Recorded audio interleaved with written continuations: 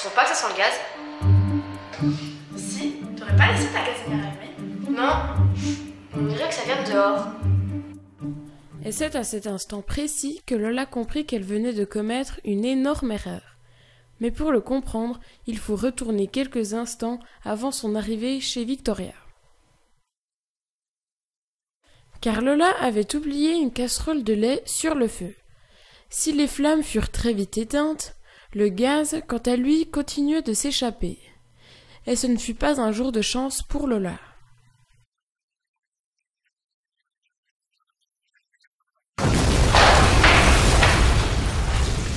Ma maison!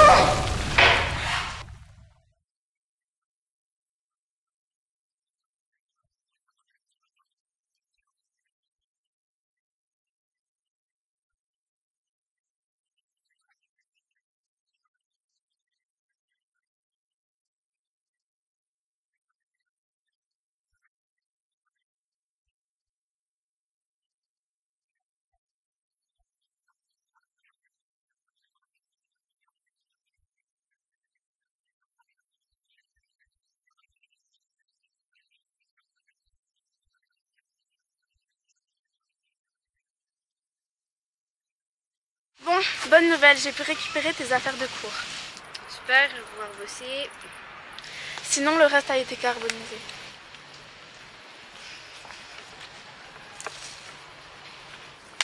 Excuse-moi de te déranger dans le deuil de ta maison, mais on va dormir où ce soir?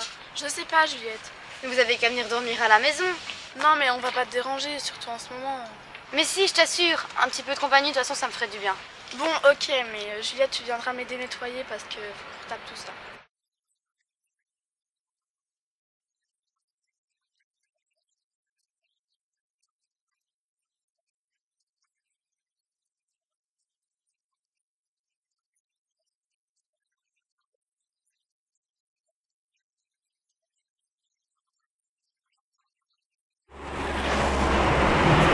Fermeture définitive!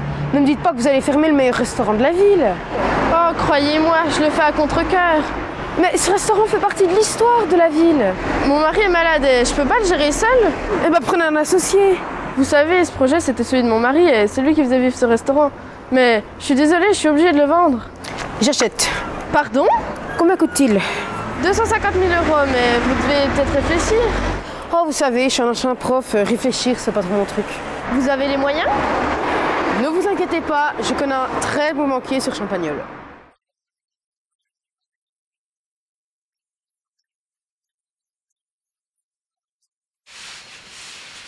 Maman, tu sais, pour mon anniversaire. Ah oui, t'inquiète pas, on le fera dans le jardin de Victoria. Par contre, j'ai un gros problème, je trouve pas les cannes à pêche pour la pêche à la nuit.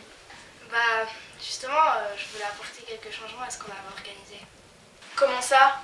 Maman, je vais avoir 17 ans, puis à Saint-Jean, les ados normaux, ils font plus de goûter d'anniversaire. Mais pourtant, ton anniversaire avait été super l'année dernière avec le clown coucouille. Maman, l'année dernière, mon anniversaire était le plus ringard de tous les temps. Ma réputation, elle souffre encore aujourd'hui. Mais j'avais passé des semaines à organiser cette fête. Maman, j'apprécie beaucoup tout ce que tu fais, mais aujourd'hui, c'est dépassé. Et 17 ans, c'est un âge important, il faut que je marque le coup. C'est pour ça que j'avais pensé que peut-être on pourrait organiser une petite soirée. Une petite soirée, la nuit. Oui. Alors là, il n'en est pas question. Mais maman, c'est mon anniversaire. Non mais tu te rends pas compte? La nuit, l'alcool, la drogue, le roulage de pelle, le sexe et l'accouchement. Maman, tu généralises là. Je ne laisserai pas une bande d'ados pervers submergés par les hormones rentrer dans ma maison.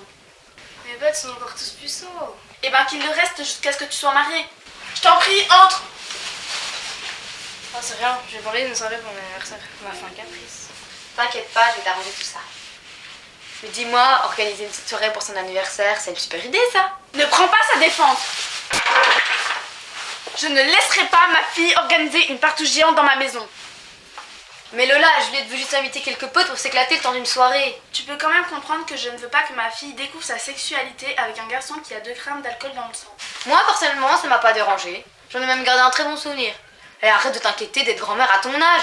Vu comme Juliette est bien élevée, elle n'oserait jamais faire des choses comme ça. D'accord, mais où tu veux que j'organise cette soirée? Comme tu l'aurais remarqué, notre maison est en ruine. Chez moi! J'ai tout organisé, comme ça vous aurez rien arrangé. Et nous deux, on va faire quoi en attendant? Eh ben, on mangera des chips devant Prison Break. Enfin, si tu te rachètes une télé. Merci Victoria. En cette fin d'après-midi, il y avait du mouvement à Bergera Lakes. 1 an après ma mort, ma maison avait enfin été vendue à une certaine Julia Mayfair. Et c'est Guillaume Macdevant qui était chargé de l'accueillir.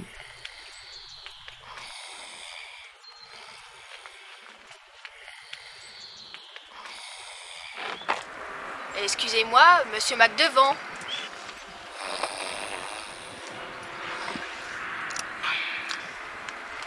Monsieur Macdevant?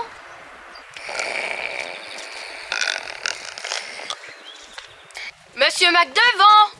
Ah non, c'est pas moi qui fais caca dans le barbecue.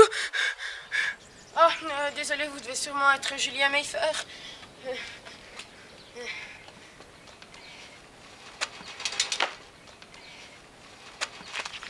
Guillaume Macdevant. Vous devez être le responsable de l'agence.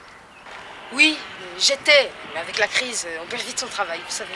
Ah, Ah, vous venez pour la maison?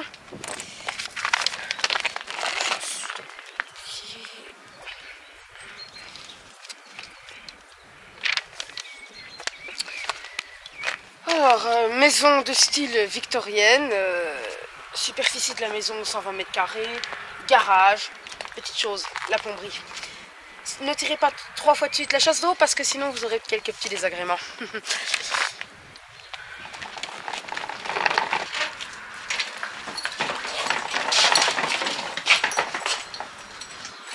Voilà mes clés. Je vous laisse continuer la visite sans moi. Eh, monsieur Macdevant! Oui, qu'est-ce qu'il y a? Le quartier, comment il est? Très bien, très agréable. Oh, quelques petites histoires comme dans tous les quartiers, comme des couples qui ont tué leur petite fille et un mari assassiné. Bon, au revoir, je vous laisse.